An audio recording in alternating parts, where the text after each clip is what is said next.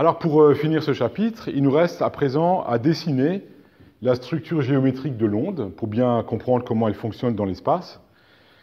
Et on serait déjà en mesure de le faire, puisqu'on a fait l'hypothèse d'une onde plane polarisée sur OZ, qui se propage sur OX, avec un champ magnétique qui, lui, est sur OY. Mais pour anticiper un peu sur le chapitre 7 suivant, en fait, on va établir ensemble un jeu d'équations en faisant une petite démonstration qui permet de généraliser un peu tout ce qu'on est en train de voir pour une direction de propagation qui n'est pas nécessairement un des trois axes OX, OY ou OZ. Même si on peut toujours se ramener, en fait, au cas de figure où la propagation est sur OX, ne serait-ce que par le choix tout à fait libre pour le physicien du système du repère qu'il utilise. Alors l'idée est la suivante.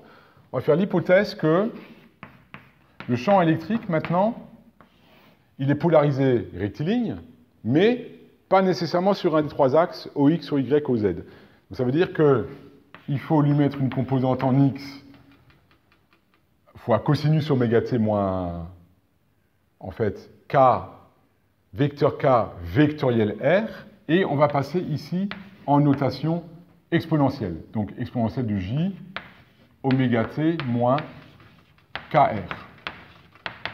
Pas de phase à l'origine pour simplifier le propos.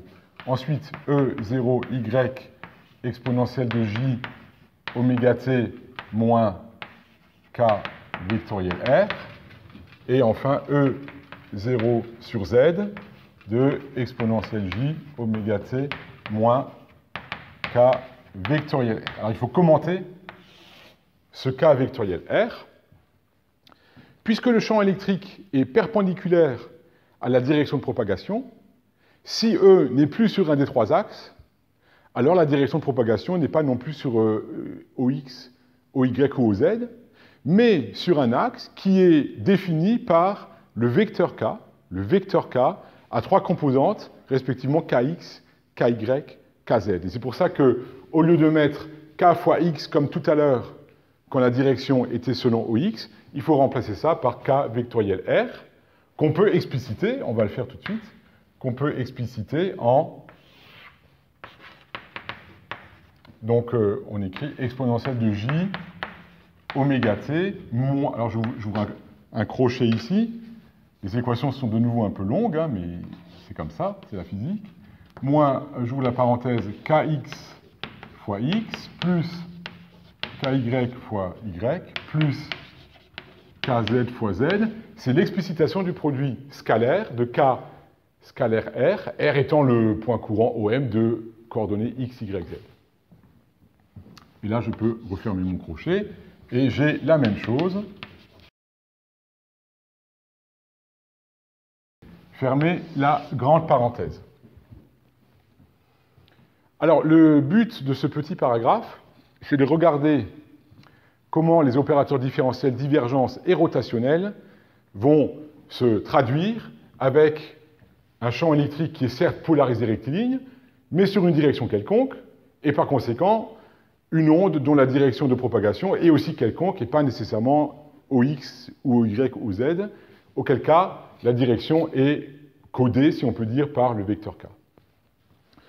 Donc, on va avoir besoin d'un petit peu de place. L'autre tableau étant déjà par ailleurs occupé par un schéma. Donc, l'idée, c'est de calculer maintenant la divergence de E sur ce champ électrique compliqué, mais quand même avec une structure qui apparaît assez clairement. Alors la divergence de E, c'est la somme des dérivées partielles, DEX sur DX, plus DEY sur DY, plus DEZ sur DZ. Mais avec E0X, E0Y, E0Z, qui sont des constantes, hein, d'où la notation en E0. Alors, vous allez voir que c'est relativement pas trop compliqué. Donc le E0X en tant que constante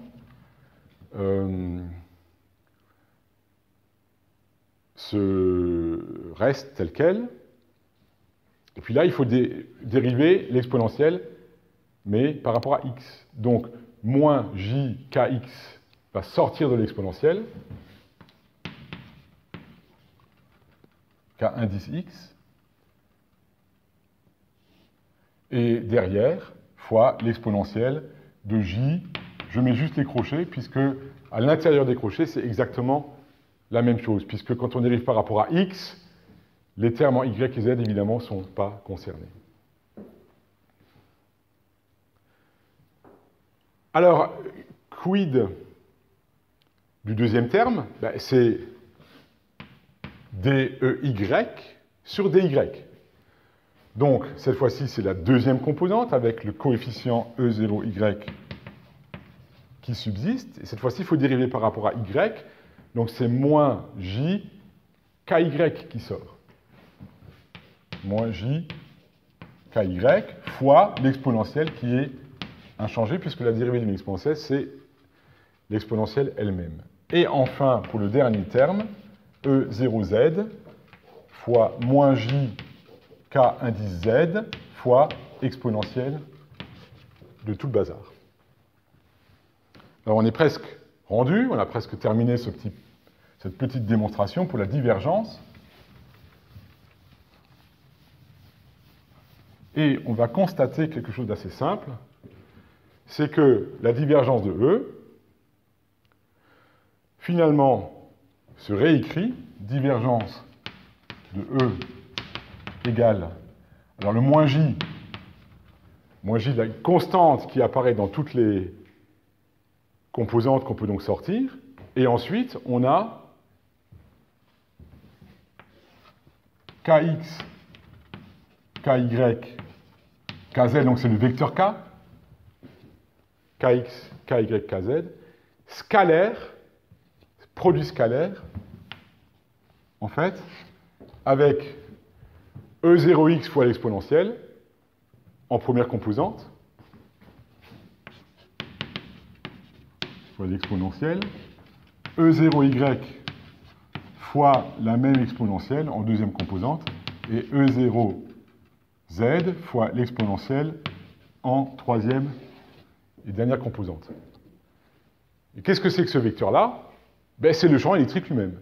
C'est le champ électrique d'origine. Ça veut dire que finalement, on a démontré que divergence de E, dans ce formalisme, avec cette hypothèse d'onde plane, polarisée, rectiligne, etc., mais avec une direction quelconque qui est indiquée par le vecteur K, la divergence de E est égale à moins J K scalaire E.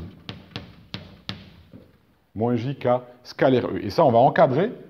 Peut-être pas nécessaire de retenir par cœur, mais on l'encadre tout de même. Et on peut considérer que cette première relation est bel et bien démontrée, on a fait la démonstration, si bien que, de façon plus ou moins analogue, on pourrait démontrer que divergence B s'écrit identiquement par moins J K scalaire B. Et si on prend la peine de faire la même chose pour respectivement les rotationnels de E et de B, on peut montrer que rotationnel de E s'écrit moins J K vectoriel E, et enfin, rotationnel de B égale moins J K vectoriel B. Donc on a ici un ensemble d'équations qui reformulent les quatre équations de Maxwell avec les opérateurs divergence et rotationnels en fonction des vecteurs d'origine, E et B, et le vecteur K, en fait, qui représente la direction de propagation de l'onde. Ça veut dire que si maintenant j'écris les quatre équations de Maxwell revisitées dans ce formalisme, j'obtiens divergence E égale 0 puisqu'on est dans le vide, c'est-à-dire K scalaire E égale 0. Moins J, J étant non nul évidemment, c'est J carré égale moins 1. Si la divergence de E est nulle, c'est que forcément K scalaire E est nul. Identiquement, on a K scalaire B égale 0. Maintenant, regardez ici, rotationnel de E. Donc, on a K vectoriel E. rotationnel de E, c'est moins dB sur dt. Si je prends mon champ magnétique B et que je le dérive par rapport au temps, en fait, je fais apparaître la dérivée par rapport au temps qui va se traduire par la multiplication par moins j oméga, à cause de l'exponentielle de j oméga t moins kr. Ça veut dire que je fais apparaître ici moins j qui simplifie le moins j de rotationnel de E est égal à oméga fois B. Et enfin, K vectoriel B, la dernière, est égal à 1 sur C2, c'est le epsilon 0 mu 0, fois oméga E. Bien ça? Voilà. Alors, à présent, avec cet ensemble d'équations, on peut établir la structure géométrique de l'onde plane, progressive, monochromatique, polarisée rectiligne. K et E sont perpendiculaires entre eux, puisque leur produit scalaire est nul. K et B sont aussi perpendiculaires entre eux. Finalement, ça veut dire que les vecteurs sont perpendiculaires 2 à 2. Et surtout ici, dans cette équation-là, on voit que, finalement, K vectoriel E qui est égal à oméga B, ça veut dire que, finalement, K, E et B forment un trièdre direct, puisque B s'obtient par un produit vectoriel de K et de E, comme I vectoriel J, ça fait K, mais cette fois-ci le K du repère IJK. Alors, pour finir, pour conclure, on peut montrer la structure géométrique de l'onde. Cette fois-ci, on l'a remis sur la direction de propagation de l'axe OX. Alors, il manque là l'axe OX. Donc, le vecteur K, il est sur l'axe OX, et il est orienté par le sens de propagation. Imaginez un faisceau laser qui va depuis votre gauche vers votre droite. Donc, le vecteur K est sur l'axe OX et orienté par la direction de la source, de la source, le laser, vers sa cible. E est perpendiculaire à K. Donc, on a dit qu'il est polarisé rectiligne, on le met sur l'axe OZ. Et on a vu que B est aussi perpendiculaire à K. On le voit ici, là. K scalaire B égale 0. Et B est égal à K vectoriel E sur oméga. C'est-à-dire que si on fait K vectoriel E, on obtient bien un B qui pointe vers vous, exactement comme le vecteur ici B qui est représenté en perspective. Alors, qu'est-ce qu'on a représenté ici? On a représenté la dépendance spatiale des champs E et B, c'est-à-dire comment ça se déroule lorsque je me déplace le long de l'axe X. En fait, on a fait une photographie à un instant T, un instantané de la structure géométrique de l'onde, et on a ici, clairement, depuis ce point jusque-là, on a une longueur d'onde, lambda égale 2pi sur K. Donc les champs sont synchrones en ce sens que B est maximum en intensité ou en norme quand E est maximum. Quand E passe par une valeur nulle, B l'est aussi, à cause de cette relation B égale K sur oméga vectoriel E. D'ailleurs, K sur oméga, ça fait 1 sur C. 1 sur C. Ça veut dire qu'en norme, vous avez B, norme de B, égale norme de E, divisé par C, à cause du rapport norme de K sur oméga. On peut le noter. Norme de B est égale à norme de E sur C. Donc ici, vous voyez que les champs sont synchrones, ils évoluent de façon synchrone, ou isospatiale, si je puis dire, au fur et à mesure que X croît, en fait, le champ B décroît en intensité comme le champ E, en satisfaisant toujours à la relation norme de B égale norme de E sur C. Bien, voilà qui conclut notre chapitre. Il faut bien comprendre évidemment que tout ça est relatif à des ondes électromagnétiques dans le vide.